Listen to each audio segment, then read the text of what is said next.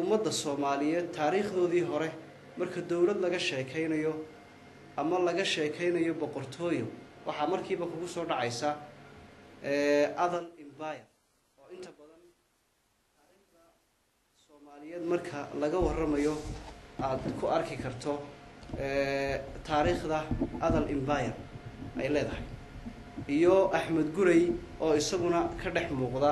taariikhdaas waxa inta ku soo raacaya haddii ay noqoto xagga xadaarada iyo ilbaxnimada waxa markiiba kugu soo dhacaya oo xasuusanaysa aba qofka Soomaaliga oo xasuusanaya ilbaxnimadii iyo xadaaradii ay lahayd Sayla hadday noqoto xagga tacliinta iyo waxa weeyaan waxbarashada waxa markiiba kugu soo dhacaya oo xasuusanaysa aabihii tacliinta Soomaaliyeed Sheekh Cabdiraxmaan Sheekh Nuur Qaadi oo yani aynu oran karno yani waa aabihii taariikhda aabihii aqoonta iyo tacliinta Soomaaliyeed taas oo yani maanta taariikhdu ay maraka tahay haddii aan in yar halkaas raaciyo waqtigii dagaalkii labaad ee adduunka ka dambeysay markii uu dhacay waatii la sameeyay qaramada midoobay shir ka dhacay ayaa waxaa lagu go'aansaday in Afrikaanka ama dadka madow wax la baro nasiib darro Soomaalidu waxay ahayd kuwa kaliya ee ka faa'iideysan mashruuca Afrikaanka wax lagu barayay يعني Soomaalidu iyagu u arkayay in يعني la gaalaynayo oo يعني tacliintaniba ay gaalnimo tahay haddaba sababta aynu u leenahay Sheekh Cabdiraxmaan Sheekh Nuur wuxuu ahaa aabihii aqoonta Soomaaliyeed intaan shirka la qaban oo 44kii isagu ahaa 1933kii Sheekh Cabdiraxmaan Sheekh Nuur waxa uu iskuul ku lahaa magaalada Boorame waa intaanu mashruuc Afrikaan ba soo gaarinba iskuulkaas oo ay dhigan jireen arday afartameeyahi waxa lagu bari jiray maadooyin fara badan sida juqraafiga taariikhda aadaabta quraanka fargadarbuusiga oo iyadu ahaydba ta يعني waxyaabahan uu dhigayay Sheekh Cabdiraxmaan Sheekh Nuur oo isagu far intuu sameeyay Soomaaliyeed deedna uu wax ku baray Sheekh Cabdiraxmaan Sheekh Nuur saynu ognahay 1939kii ayaa waxa markaa soo gaaray mashruucii ahaa in iskuulada laga dhiso yani dhulka Soomaaliyeed oo waday nin British ahaa oo la oran jiray Richard Potter ninkaas oo uu la socday Maxamuud Axmed Cali oo waxa weeyaan aabihii tacliinta looga yaqaanay isagana Hargeysa berbera markuu yimiday ayaa waxa dhacday in la shiido deedna burcay u gudbeen burcana waa lagu shiido dagaal baa ka dhacay dad baa ku dhintay Hargeysa yimaadeen Hargeysa markay yimaadeen waxa dhacday in culimadii masaajidda Hargeysa ay iyaguna soo saareen in labadaan in meesha lagu arka la dilo ka bacdi dawladii Ingiriiska ee gumaysiba halkan maqashay deedna labadii nin Hargeysa laga soo habeenkii laga soo guuriyay arunimadii baa Boorame ay yimaadeen deedna si wanaagsan ayaa loo soo dhaweeyay ragaas Britishkii markay halkan imaadeen waxay wareysteen Sheekh Cabdiraxmaan Sheekh Nuur oo ay booqdeen deedna waxay ku arkeen meeshii map yani sawirada agteeda ku yaalay deedna way weydiiyeen maxaad ku fashaabay ku yiraahdeen mapkan deedna wuxuu ugu jawaabay ardayda ayaa juqraafiga ka bara yani taa waxaan uga dan leeyahay yani u fiirso waqti ayna Afrikaanka soo gaarin tacliintu ama waxbarashada ama juqraafiga adduunyada oo laga warramo ayuu Sheekh Cabdiraxmaan Sheekh Nuur uu Boorame ku barayay arday okay marka ay noqoto iyadana fanka iyo suugaanta waxa markiiba ugu soo dhacaya abwaan Xasan sheekh muumin oo yacni buugga si wanaagsan aan ugaga warranay aanan caawa halkan kusoo bandhigi karin yacni taariikhda uu leeyahay soomaali badanna ay ka warqabto fanka iyo suugaanta waxaa soo hoosgalaya iyadana waxaa soo hoosgalaya cabdisinimo cabdi deeqsi warfaa oo isagana aynu oran karno fan hadday soomaali noqoto waa aabbihii fanka soomaaliyeed xasan sheekh muumin waa aabbaha abwaanada soomaaliyeed soomaalina ay markhaati ka tahay xagga ganacsiga haddii aynu ka warranno waxaad markiiba yacni kugu soo dhacaya ama qofka taariikhda wax ka garanaya uu xasuusan karaa gobollada waqooyi xaaji diide oo ahaa ganacsadihii ugu weynaa saylac ahaana ninkii aasaasay magaalada jabuuti hadday noqoto deegaanka iyo hadday noqotoba ganacsiga. Okay, waa tahay waxaan u malaynaynaa inay daawadayaashu si fiican u fahmeen buugga iyo contentigiisa wuxuu ka kooban yahay wuxuu ka sheekeynayo. waxaan ku weydiiyey Shacib buuggan waxaad hore ka sheegtay in taariikh ahaan kasoo bilaabayo Adan Empire. marka sida la ogsoon yahay boqortooyada Adan Empire waxay boqortooyo weyn oo ka talisa dhul aad u fara badan saylac ilaa iyo herar aduu masaafad aad u dheer bay ka talin jirtay. marka ma waxaad ka buug ka sheekeynayaa oon boqortooyada Adal siday uga talinaysay siday ahayd mise qayb buu ka soo qaadanayaayo ku saabsan aduu taan u dan leenahay waxa weeye in yacni qofka jiilkan maanta jira ama dhalinyarta waxa weeyaan ay ugu horeyso awdal iyo salad in ay helaan yacni sawir guud taariikhdii hore tii dhexeeya tii dambaba inay ka helaan sawir guud oo ninka dhalinyarta ahi uu fahmi karo yacni taariikhdii ay dadkani lahaayeen inay jiri jirtay boqortooyo noocaas oo saa u talin jirtay waxaad ka bixinaysaa sharax guud guud ahaan u dhex galaysa waa tahay marka taariikhda Axmed Guri baad ka soo dartay buuggaaga oo qaybo waxaad ku tilmaantay inaad ka sheekeynayso Axmed Guri. marka Axmed Guri ma wuxuu ka mid ahaa boqortooyinka Adal mise waxaad uga jeedaa isna taariikhan Axmed Guri taan ugu soo darnay waxa weeye Axmed Guri maanta marka laga sheekeynayo yacni Soomaalidu yacni heer waxay gaadhay ay isku ogolaan weyday in ninkaasi uu ahaa nin Soomaaliyeed oo ka soo jeeda waxa weeyaan Adal Empire ama saylac ka soo jeeda ayaa Soomaali maanta isku qiri laadahay oo qaar waxay oranayaan waa carab buu ahaa qaar waxay haayeen yacni waxyaabo kale ku sheegayaan yacni ta aynu uga dan leenahay Axmed Guri buuggaasi sidoo caddayn doono inuu nin Soomaaliyeed ahaa inuu ahaa nin ka soo jeeda saylac ama Adal Empire inuu ahaa raggii yacni halyeeyadii ugu weynaa ee soo maray يعني waxa weeyaan saylac Soomaali. marka buugga ma ku xustay inuu maamul ka ahaa bise saan nagu ogaala ah inuu taariikhaha bar aan ku maqlay inta ogaalkayga ah inuu ahaa ruux watay ciidan ama hoggaan ahaa oo duulimaad geli jiray balse aanan wali taariikhda in badan intay ogaalkayga aanan hayn ciidan ku abtirsanayay. marka waxa la isagoo taliye ciidan hogaamiye ciidan ahaa wuxuu ka abtirsanayay boqortooyada Adal Empire ayuu ka abtirsanayay. Axmed Guri marka la soo qaado waxa weeyaan dagaaladiisa kolay dagaalo aad u fara badan ayuu Ethiopia ama dadka xabashida ah la galay taas oo uu ku qabsaday yacni Ethiopia marka 4 meelood loo qaybiyo 3 meel ahaan. Axmed Guri marka dagaaladiisa inta badan waxaa ka sheekeeya buug la yiraahdo Futuuxul Xabash Ethiopian Conquest oo ka sheekeeyo buuggaas waxaa isku dayay rag ay ka mid yihiin Hiraashiyo in ay turjumaan laakiin waxa ay kaliya soo turjumeen dagaaladii uu Axmed Guri ku qaaday Ethiopianka ama xabashida. buuggaas oo waxa weeyaan laftarkiisa uu qalad badan ku jiro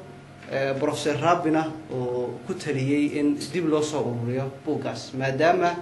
yacni Soomaalidu ay qarinayaan Axmed Guri inuu ahaa nin Soomaaliyeed. waa gartay markaan axmed golaha kaga baxno waxaa jiray taariikho badan oo adan bayar dhacay ama isbedelo badan sida maaragtay dhaqanadii ay lahaayeen reysela hadday noqoto heestii siiliciga ahayd hadday noqoto dhaqanadii ay isticmaali jireen hadday noqoto xitaa waxaa taariikhda lagu hayaa inuu mar soo booqday sayid maxamed cabdullaahi xasan oo dadkii caanka bulshada ku dhex ahaa inay booqasho u tegi jireen inay saylacayd dhul ganacsi waxyaalaha buugaagan ka hormay saylac iyadana si faahfaahsan buu uga warrami doonaa buuggu markaan ku yaro noqono reer saylac waxay ahaayeen dadka keli ah soomaaliyeed ingiriiska ama gumaystihii markaynu kasoo bilowno uu kusoo horeeyey dhulka saylac saylac markuu yimiday gumaystuhu reer saylac waxay ahaayeen dadkii ugu horeeyey ee fahma in gumaystuhu ama britishku ay wataan dan iyaga u gooniya oo ayna maslaxad soomaaliyeed ayna la socon deedna odayaashii reer saylac way kulmeen deedna ingiriiskii waa loo tegay waxaad u socoto iyo ujeedadaada soo cadday baa lagu yihi heshiis baananu kaa rabnaa meeshan aad ku joogi lahayd heshiis baa la galay yacni 1848 heshiiskaas oo badda dusheeda ka dhacay heshiiskaas waxyaabo badan baa lagu kala saxeexday heshiiskaa ka hor intaanu dhicin britishku waxay soo dirsadeen rag basaas ah oo yacni dadkan say u noolyihiin habdhaqankooda waxooda dhan soo eega deedna rag baa saylac imiday saylac baa la eegay deedna waxay arkeen maamul meesha ka dhisan waxay arkeen yacni maamul iyagu intsay u macnaysteen 100 baarlamaan ah iyo waxa weeyaan madaxweynahoodii 4 dhadhaar oo u macnaysteen 4 wasiir iyo 3 guuto oo ay u macnaysteen 3 yacni militarigii iyo booliskii ay u kala macnaysteen ama 3 ciidan ay u kala macnaysteen maamulad ciidanka oo ku dhisnaa isaguna 3 guuto ay lahaayeen Samaroonku oo qaar deganaan jireen eelo buurta eelo ee xeebta u xigta qaarna ay deganaan jireen sawqaylo yacni marka sawqaylo loo noqdo kale waxaa loogu bixiyey say odayaashu noo sheegeen buurta sawqaylo waxaa la duldhigi jiray qoryo dhaadheer deedna qoryahaas markaa ciidan oo kale ama cadow uu ka soo galo dhinaca xeebta oo kale qoryaha dhaadheer marka la dhigo meesha buurta la duldhigo ayaa waxa weeyaan ayaa la gubi jiray deedna qiiqa qoryahaasi ay sameeyaan buurta sawna saad aragtay waa buuraha ugu dhaadheer ee waxa weeyaan boorama ku yaala dhinaceeda qiiqaa markay arkaan ayaa waxa weeyaan guutadii markaa deganayd xeebta ama buurta eela deganayd ay gurmud u soo dirayaan deedna taa ingiriiska wuxuu macnaystay iyadana 3 guuto oo ciidan inay leeyihiin halkaa marka uu ingiriiska yimiday heshiiskii la kala galay ayaa waxa uu arkay ingiriisku in reer saylac ay yihiin dadka keliya Soomaali ahaan maamul leh ama waxa weeyaan wax dawladu eeg leh deedna markaa ay yihiin dadka keliya heshiis lala gali karo ama waxa weeyaan intaan Soomaalida kale la gaadhin taasaa markaa keentay heshiis lala galo qarniyada hore ee saylac ciidan maamulka jiray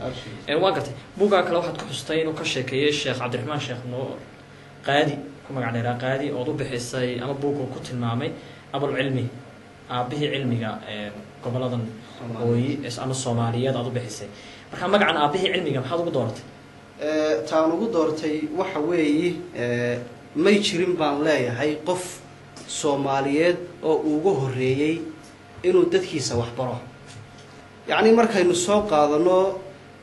dhalinyarta uu wax barayay Sheekh Cabdiraxmaan Sheekh Nuur qaadi ee uu booramo wax ku barayay iskuulka oo ka aasaasay 1933 iyadoon aanu soo bixinba qorshahan Afrikaanka wax lagu barayay Soomaaliduna ay ka sii didsanayd bay in la gaalaynayo oo arkayeen Sheekh Cabdiraxmaan Sheekh Nuur taan u leeyahay wuxuu ahaa aabihii aqoonta Soomaaliyeed may jirin cid isaga ugu horeysay yacni in dadka Soomaaliyeed wax la baro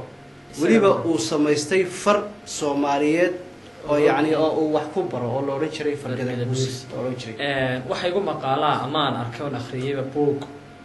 isaga ku magacaaban oo ah Adal Empire ka qoran tahay ama boqortooyadii Adal run ahaantii buuggaasi isaga ayaa qoray inkastoo rag badan ka caawiyeen oo buug caadiya buugtaa in yar buu kaga warramayay taariikhdiisa laakiin inta badan wuxuu kaga warramayay boqortooyooyinkii adal ee iska soo dhaxlay buuggaagu bal oran karaa waxyaalaha qaarkood buu buuggaa ka soo qaatay kolley buuggaygan reference fara badan buu leeyahay ama meelo badan oon tixraac ka samaynay ha ugu horeeyo buuggan sheekh cabdiraxmaan sheekh nuur qaadi oo qoray oo yacni macluumaad aada u fara badan iyo taariikh wanaagsan ay ku jirto buug kaloo isaguna aan reference ka dhiganaa jiro isagana la yidhaahdo the lost to alif district 12 degme ee baaba-ay oo yacni degmooyinkaas ama magaalooyinkii baaba-ay marka la yidhaahdo ee waqooyiga soomaaliya laga hadlayo sida ool camuud oo yacni ahayd meeshii slave trade-ka laga waxa weeyaan la keeni jiray sida meel magaalo halkan la oran jiray sheekh abase yacni magaalooyin fara badan oo waxa weeyaan jiri jiray waayo hore oo buug la yidhaahdo the lost to alif district reer galbeedka qolmiya ha buug kaloo saddexaad oo isaguna magaciisa la yidhaahdo manaxe ayaa isaguna jira oo nin goboladan u dhashay oo isaguna qoray iyo tixraac waxaa kaloo iyadana tixraac noo ah odayaasha maanta nool oo taariikh badan iyagana ay ku jirta waxaad kaloo ka hadashay intaas sheekh cabdiraxmaan ku jirtay in isagu farta uu samaystay ama fargada buursiga buuggaagu fargada buursiga iyo qoraalkeeda iyo wixii kaleba laga dhexeli karaa iyada kolley waxyaabo fara badan ayaan buugga insha allah kusoo bandhigi doonaa buugga oo u qeybsan taariikhdii dadkan iyo raggii magaca lahaa ee soo maray qeyb ka warramaysa juquraafiga inta ay degaan dadkan somaroonku inta ay degaan waxaa kaloo ka mid ah fargada buursiga laftigeeda inaan sambal ama nuqul ama si dadkii waxa weya inkastoo aanu naadigayaga camuud graduates uu ku tala jiro inaanu soo bandhigno buug yacni fartaa gada buursiga dadku xitaa ay ka baran karaan oo buug iyada u gooniya insha allah aanu soo wadno iyadana hadduu ilaha idhaahdo oo taninana okay waan gartay qaybta fankii suugaanta markaad buuggaaga aad kaga hadishay pointskaad soo qaaday waxaad carbaabtay in xasan sheekh muube abwaanka caanka ahaa ee soomaaliyeed taariikh lama ilaawaana bulshada ka tegay heese la ilaamaa warka ka tegay inaad isna buugga aad kusoo qaadatay meelo ka mid a abwaanka markaa ma taarikh nololeedkiisi aad ka sheekaysay ma suugaantiisu buu ka sheekeynayaa muxuu qaabkeeba u warramay buugga abwaan xasan sheekh muumin allaha u naxariisto isagana qeybta aanu kaga warrami doono buugga ama buug uu ka warramayo abwaan xasan sheekh muumin waa aabbihii fanka iyo suugaanta soomaaliyeed waa astaanta suugaanta soomaaliyeed abwaan xasan sheekh muumin wuxuu ahaa maktabad ummadda soomaaliyeed ay lahayd maca asaf maktabad aan wax badan mataqaanaaye ama dhaxalgal fara badan maanta soomaali wuu uga tegay laakiin waxa weeyaan soomaalida ma wada gaadhin waxa weeyaan buugtiisu abwaan xasan sheekh muumin waxaynu odhan karnaa waa abwaanka fanka aabbaha soomaaliya waa abwaanka abwaanada yacni taas waxaynu u leenahay taariikhda ayaa ka maraga haddaynu soo qaadano abwaan xasan sheekh muumin wuxuu ahaa philosopher buu ahaa yacni falsafi buu ahaa yacni waxa weeyaan wuxuu ahaa macalin suugaanta soomaaliyeed ayuu ahaa yacni taas waxaad kaaga maraga yacni munaasabad kasta oo ay soomaali leedahay waxa uu ka sameeyey yacni hees ama waxa uu ka sameeyey gabay su-aalaha haddaad soo qaadato yacni rabadaantoo kale marxab marxab yaa rabadaan haddii aada soo qaadato xagga waxa weeyaan dugsiyada waxaanahay waadiga dugsiyada waxaanahay waanada macalinka hadday noqoto dhiirigelinta aqoonta iyo in wax la barto iftiin yani aqoontu aqooni waa iftiin yani heesta caynka ahayd وإليس أقول لآني أقول لآني وإفتين لآن وإفتين لآن absolutely waxaad kaloo garan kartaa munaasabad kasta oo ay Soomaali leedahay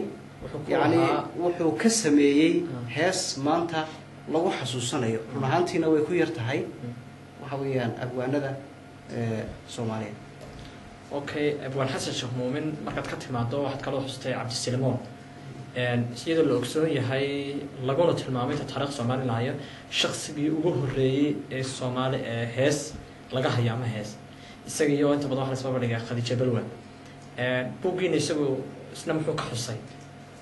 cabdi silimoon isagana waxa uu ku magacaaban yahay buugan aabaha fanka Soomaaliyeed yani cabdi silimoon cabdi deeqsi warfaa waxa uu ahaa nin ka shaqaysan jiray Djibouti iyo Saylac iyo Boorama inta u dhaxaysa gaari uu wada ka ahaa maalmaha kamid ah ayaa meel Boorama iyo Saylac u dhaxaysay oo gaarigiisii kaga jabay deedna waa bankii Giriyaad deedna cid soo marto birtii wax ku dhaantana uu waayay meeshuna uu ku cadilmay deedna tanag baabuurka u saarnaa uu la soo daadagay tanagii ayuu markaa garaacday deedna cod waxa uga soo baxay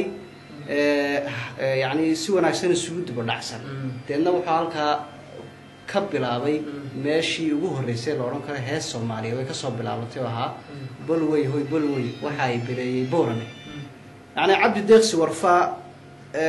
isagu ismuu lahayn way ku dhaafaysaa markuu Boorame yimid ayaa markiiba dhalinyartii ay la kala booday deedna waxa weeyaan waxa uu markiiba yeeshay arday dhalinyar oo Khadija Balwan ay kamid ahayd dadkii ugu horeeyay ee waxbaray marka isaga waxaan oran karnaa wax ay Soomaali maanta fanka la garaaco ama hees la heeso waa ninkii aasaasaha u ahaa Soomaali hadii la yiraahdo marka waxaad moodaa buugaagu inuu ka turjumayo dadkii Soomaali ugu horeeyay nin kasta ma kan ku doona haysto markaad ka soo qaado boqortooyo la tilmaamo boqortooyadii ugu horeysay adal baaheed markaad ka soo qaado tacliin la tilmaamo iyo aqoon la tilmaamo aqoontii ugu horeysay waxa ahaa Shacabaan marka la tilmaamo abwaan ama fan heesa laga tiriyo qofkii ugu horeeyay xasheekh Maxamed ku tilmaamo markuu ahaa van iyo hees la tilmaamana waxa soo qaaday cabdi silimoon marka buuga waxa laga turjuman karaa inuu yahay buug tilmaamaya barbilow ama cidii ugu horeysay waxyaalaha inta afka Soomaaliya ku hadashay dabcan waa loo dhigi karaa laakiin waxaan buugani cadeynayaa in ree awdal iyo salal dadka dagaayay in ay ogaadaan in ay Soomaali ku lahaayeen يعني تاريخ فعوين إن أي صومالي كل هايين كالين مهمة إن الصومالي دكجة شرين إن أي صومالي مانتا وحشيء الله سوق هذا أي رأى أوضلية رسالة أي كجم مقنعان شيء كسته الله بلاوي أما بربلوها إن أي هايين دتكي وحبضن وهري مع أسف وحويان دليرتو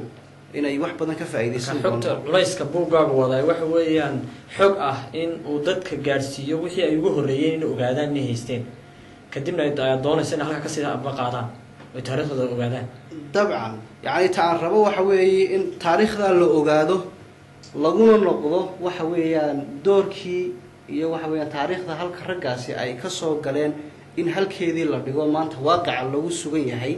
إن الصومالي اللي فائدة يستو يعني دوركي أي رأى أوضلية رسالة أي وهيين الصومالي ده إن هل كذي يكون نقضان الصومالي نهجان ونعكسنا أو نقضان. أوكي دينا عجناس كمان كانت كهاد ليسي واحد سواق بتبوجا جماعة وتلمامي حاجة جديدة.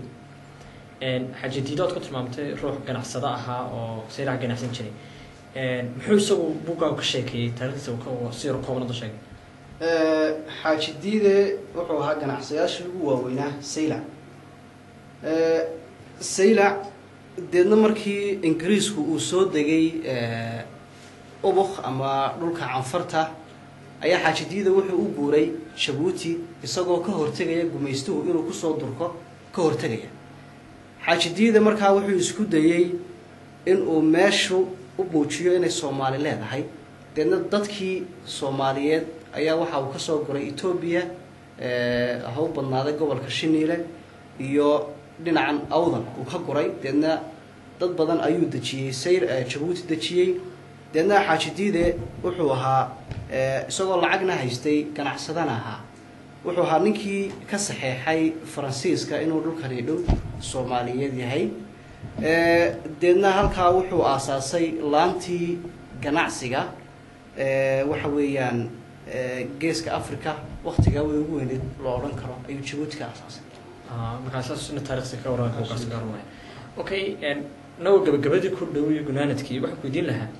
buuga xogta intaan laga xambaarsan kullay wax ku baxay juhdi badan baa ku baxay ruuxanta qoraalkiisa wada la dareemi karaa waxa ku baxay marka ma hawl aad ku khaaso baa mise cid kula wada jirtay hawshan wallahi rag iga caawinay way jireen laakiin ururinta taariikhda markaan u noqdo taariikh ahaan waxaan bilaabay 2008 waa muddo haatan laga joogo waqtigan jaamacadda soo dhameystay ayaan bilaabay oo yani inaan taariikh yani dadkan yani contribution kaga galo ama dadka naga dambeeyo waxay naga dhaxlaan waqtigaas ay ugu dhalatay inaan taariikhdii ururiyo deedna waxa weeyaan 4 sano iyo dheeraad ayay nagu qaadatay in aan waxa weeyaan editionkiisii ugu horeeyay inaan soo bandhigno insha Allah marka taariikhdan aad ururinaysay ruuxantii dhaqaalaha ku baxaya yaad soo kartaa dhaqaalaha waa laga caawiyay wallahi kullay sacrifice bay naga haydanaga wax dhaqaalno cidna weydiisanay ma jirin ururinta waqtiga iyaga iyo wixii ku baxay anaguba sacrifice kareynay rag badan oo asxaab ahayna ruuxantii way iga caawiyeen okay dhinaca kale hadda ka tilmaano maxaa soo kartaa caqabado waaweyn ba ka horimtay caqabado waaweyn ruuxantii kulli waqti dheer wad garan kartaa 4 sano يعني إن قفكو صبر ويا شيء إنه وحون كوكب نادو وح أوريو وشيء كله تحمل كيسو وحلوسي هاي عقبات مثل ما لكن وحن لا هاي كله يبغى قاسي وأصاب حياة سنة كان رانتيسة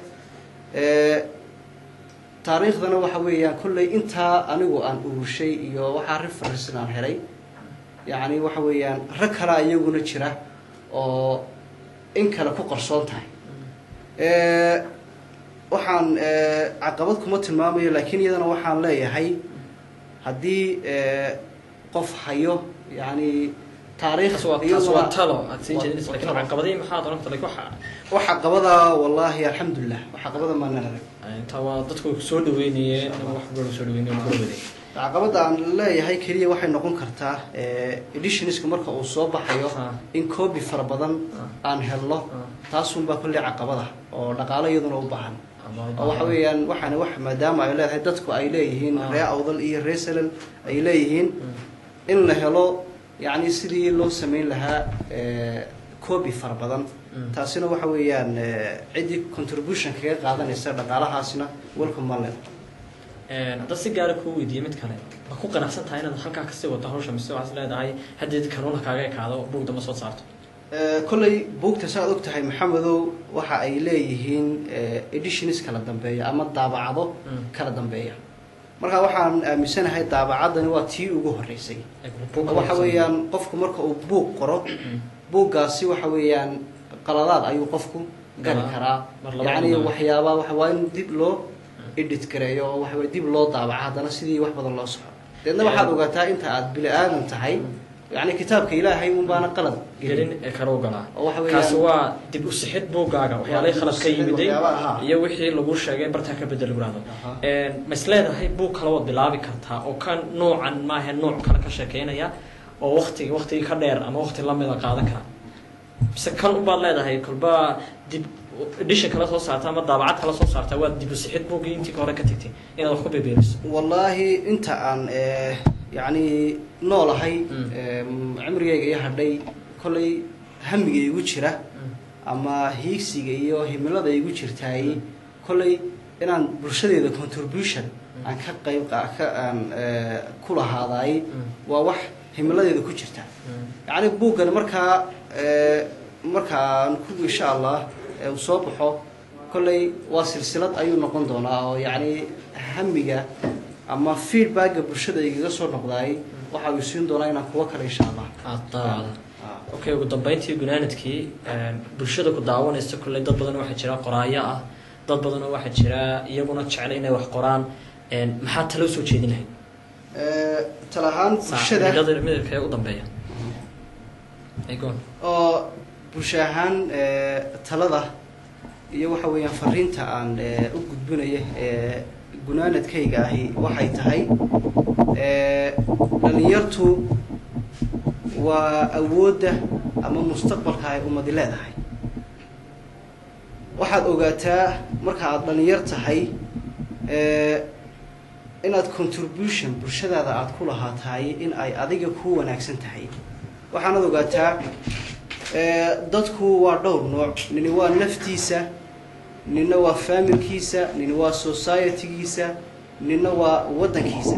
yacni markaa waxaad ogaataa taariikhdu marnaba kama waranto nin naftiisa uun ku koobnaa kama waranto, laakiin taariikhdu waxay ka warantaa qofku waxa uu bulshadiisa kusoo kordhiyey, qofku waxa uu societygiisa uu kusoo kordhiyey marka laga soo bilaabo waqtiguu dhashay ilaa inta uu dhimanayo. qiimaha uu qofku leeyahayna waxa weeye wixii uu bulshadiisa kusoo kordhiyey weeyaan qiimaha qofka uu leeyahay. waxaanad ogaataa qof mataqaanaayey jira markaa tahay dadku maalinka ay dhashaan way wada siman yihiin oo leefal isku mid ayaa la taagan yahay, laakiin marka la dhinto waa la kala tegaa. ta lagu kala tegaayina waxa weeye wixii aada bulshadaada aada u soo qabatay, mabdicii aada soo hogaamisay, wixii bulshadaada aada uga tegtay ayaa maalinta lagaaga sheekayn karaayoo la odhan karaa ninkaa hebel hebel yacni meel kaalin caynkaasa ayuu baneeyey. laakiin marnaba taariikhdu kama waranto nin isagu naftiisuunu shaqayn jiray, taariikhdu kama warramayso. markaa waxaan kusoo gabagabaynayaa dhalinyarta reer awdal iyo salal waxaan kula talinayaa in ay taariikhda akhriyaan. iqra-u taariikh baan leeyahay, yacni si aad waaqicaagan ugu fasirato, deedna aada ugu noqon karto yacni kaalintii aada soomaalida kaga jirtay iyo hoggaankii aada soomaalida kaga jirtay. waxaan aaminsanahay in halkeedii yacni lagu celin karo taariikhdaas aynu ka sheekaynayno. waxa weeyaan caqligana ballaadhiya, indhahaaga ballaadhi, caqligaaga ballaadhi, fikirkaaga ballaadhi, taariikhdana ka qayb qaado sidii aad. waa tahay aad baad mahadsan tahay. waa tahay daawadayaal, intaa waxaan kusoo afmeeraynaa barnaamij gaar oo aan ku wareysanay Shucaab Xaaji Cabdi Jibriil oo run ahaantii ah qoray buug ka waramaya taariikhda gobolada Awdal iyo Salal, oo run ahaantii kasoo bilaabay Adal Empire ama boqortooyadii taariikhda reer Awdal ee lahaayeen, kana waramay, kana turjumay, kana hadlay, kana warbixiyey hadba raggii hawdoorka ahaa ee gobolka Awdal uu lahaa iyo Salal ee la doonayay taariikhdooda in laga waramo. daawadayaal intaasaan ku gabagabaynay barnaamijkaas, iyo intaan mid la kulmi doono wax naga tegaynaa. Wassalaamu calaykum waraxmatullaahi wabarakaatu. waad mahadsantahay. aad mahadsantahay.